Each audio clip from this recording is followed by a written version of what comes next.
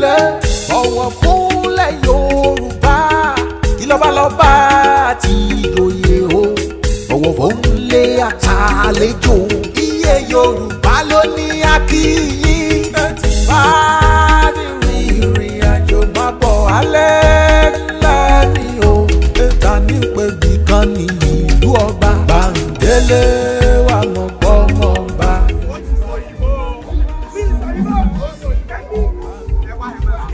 ó ní kí ni wọ́n ṣe ń bí kó ní pátí.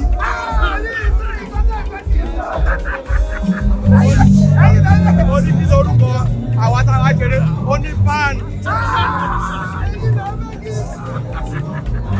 Ladies and gentlemen, I welcome the anchor, the master of ceremony for today, the man that will be in charge of this program.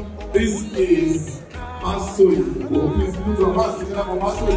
Ilẹ̀ mi ó dára lẹ́wà, ojúmọ́ rẹ̀ ló mọ́ lójú fẹ́. Oyinlọ́lá kún fún àwọn náà máa jẹ owó mi.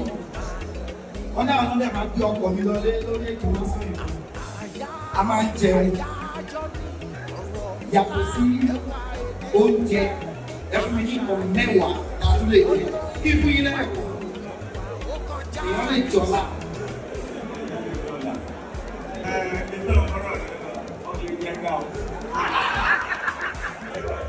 Wọ́n ní mo lè jẹ gbá.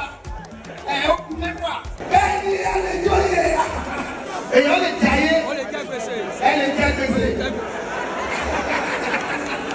Kí ni constituency ní Yorùbá?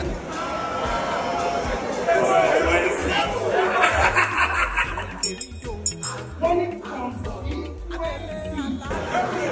Wọ́n ní kí ni ẹkùn ìdìbò. Ẹkùn ìdìbò.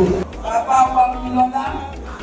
Speaker náà ni mo sọ kókó fún ó máa sanwó ó wá lé ní ìbò.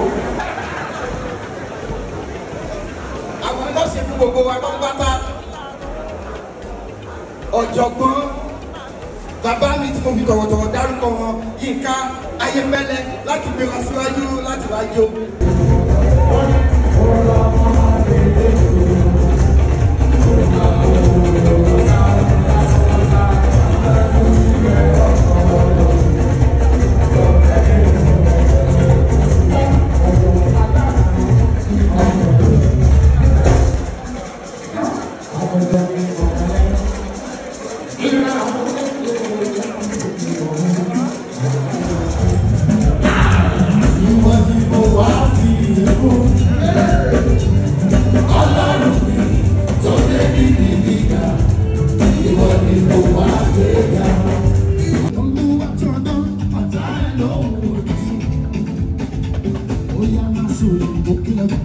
Masoyi,